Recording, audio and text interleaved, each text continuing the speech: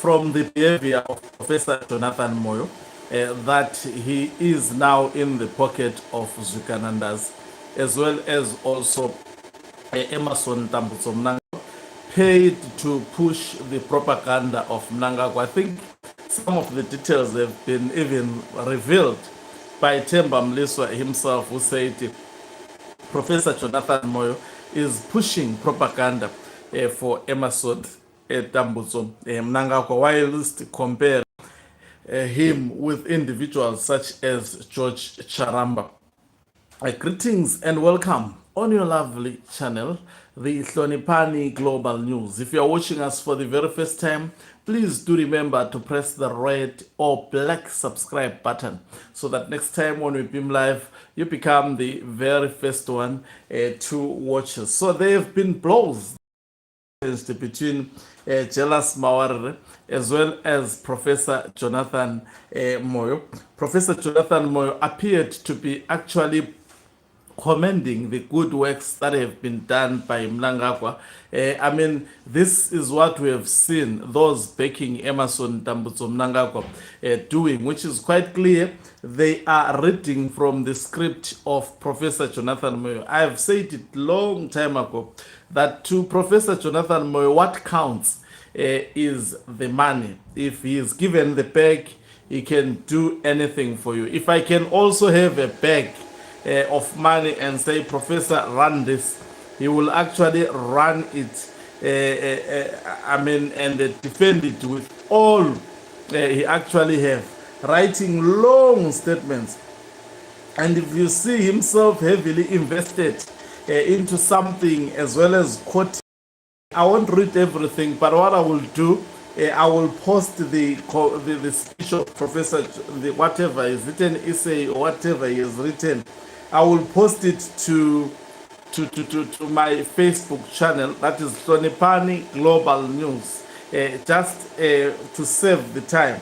But basically what Professor Jonathan Moyo was saying was the achievement of Mnangagwa so far is Kirsty Coventry's IOC presidency. That is what he says. It is the achievement of Emerson Tambutso Mnangagwa. One gets to wonder, how is that an achievement to Emerson Tambutso Mnangagwa, and how will it translate to the development of Zimbabwe? Kirsty Coventry failed to even build one stadium where the national team can play. And then because she's given a position, if she was given a position as a minister in the government of Emerson Tambutso Mnangagwa and they failed to perform, there is high probability that she may also fail to perform at IOC. And also he says improved food security. There is no improved food security in Zimbabwe because we received some rain. People, they practice the communal agriculture. That does not necessarily translate to improve food security. Let's look at the quality of food that is actually given to people in Zimbabwe. It's very, very terrible. So what Professor Jonathan Moyo is saying is, he's simply tweaking for Emerson Tambutso Mnangagwa. I wonder what exactly is promised. And then robust economic rebound. He said 6% GDP growth projection. Remember, these figures were given by Professor Mthuli Ncube. There is high probability they cook these figures that Professor Jonathan Moyo is now using, where he was saying agricultural revival, post-El Nino recovery with favorable rains yields up to 3.2 million tons of grain, projecting 12.8% sectoral growth and boosting hydropower and industry. And then they're saying mining boom, 5.6 expansion fueled by high prices of gold, platinum group metals, lithium, macroeconomic reforms. Everything is just lies, tight policies, fiscal consolidation, and ZIG introduction. I went in Zimbabwe just months after this ZIG was introduced. Now, no, in fact, it wasn't ZIG because it was in 2022. There was this other money. I remember We used to pay the taxi fare from Country Park to town.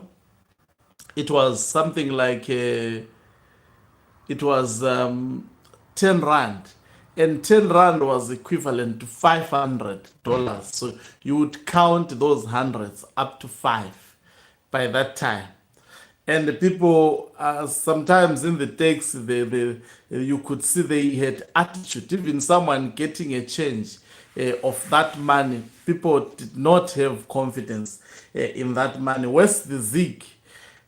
I've asked a lot of people who are at home, because I'm always in touch with people at home. There is no zig that is in circulation, but we are told it is strengthening. So all these are actually lies. And then he went on to say geopolitical shift, proposed repeal and replacement of Zidera. Now you are celebrating something that you don't know what would be the outcome, on whether it's a proposal. Already you are celebrating a proposal that cannot even see the light of the day. You know, America is a constitutional democracy. It's not like Zimbabwe. It may actually not even see the light of the day. I remember people celebrating that sanctions have been actually removed in Zimbabwe only for the people of Zimbabwe, only to realize that ZANU-PF leaders still remained on sanctions list. So if your political leaders are on sanctions list, it means it's as good as the country is still under sanctions, because there is nothing that they can do as governments through their names. And also they say Forbes crowns Zimbabwe world's top destination for 2025. Now, a media house saying that, and then they celebrate, they make it quite a big issue, writing a very huge essay. Now, to forging a united future beyond gloom. You know, that is typical of Professor Jonathan Moyo. Mnangagwa understands Professor Jonathan Moyo, and he understands the role that Professor Jonathan Moyo played in safeguarding the rule of, Robert Gabriel Mugabe, the former dictator. Now, let me read what Jealous Mawarire actually said to Professor Jonathan Moyo. I'll try to read it because it makes a lot of sense.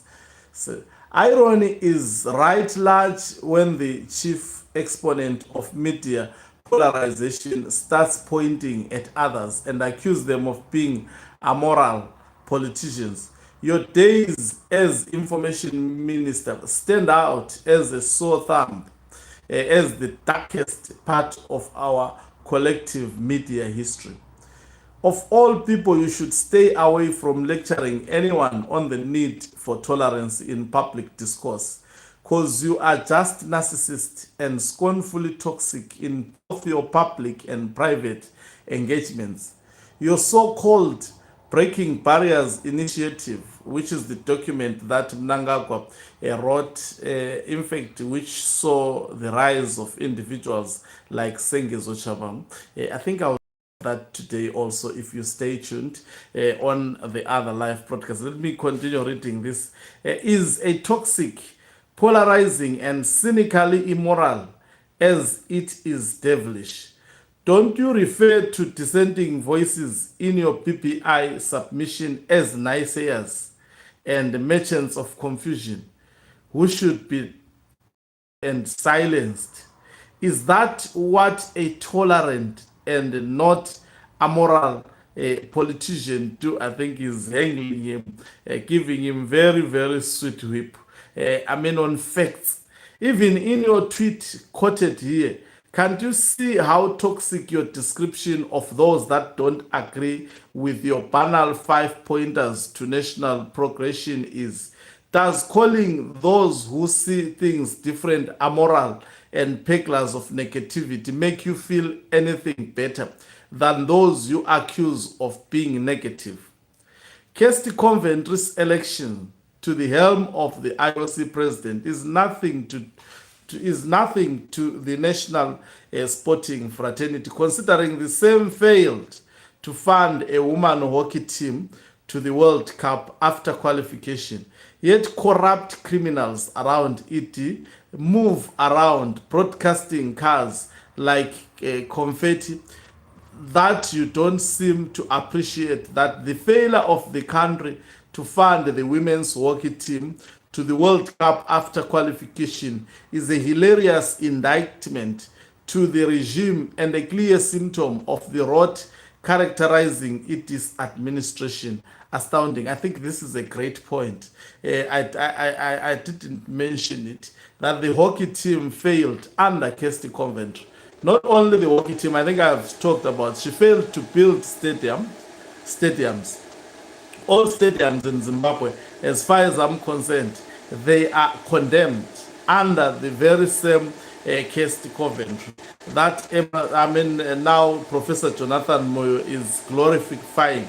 I think Kirsty Coventry earned that position because of her history in sport, not her history in toxic politics of ZANU-PF under Mnangagwa. Maybe you are paid to overblow personal achievements by an American-trained Zimbabwean swimmer and incredibly elevating those personal achievements to national status. You see, that's what I have already said. You also talk of food security when maize strategies have forced Blue Ribbon Foods to temporarily shut down in Bulawayo. Comrade, economic growth which benefits society isn't measured through GDP. GDP is nothing but a measurement of the rate at which resources are turned into garbage. Renowned economists like the late American economist Herman Daly made studies around that a long time ago. GDP is such an inaccurate measure of the people's standards of living because it doesn't incorporate resource distribution and income inequalities. You should also know that GDP increases with spending on things like disaster recovery or crime, which are not positive indicators of a healthy society. Genuine economic growth reflects in citizens' pockets through increased in disposable income, quality of consistency service delivery in areas like, but not limited to, health, education, sports, and infrastructure provision. You can't talk of economic growth when civil servants earn $230 per month and are cynically promised $75 bonus, while sangomas and cultists are rewarded with 200k Land Cruisers and 50k spending money. Comrades, it's either you are disingenuous, blinded by money, or genuinely out of touch with people's lived realities due to your 8 years in exile. Imagine images of injured folks in cardboard boxes tell a painful story of a collapsed healthcare system that you can't quote in sugar platitudes.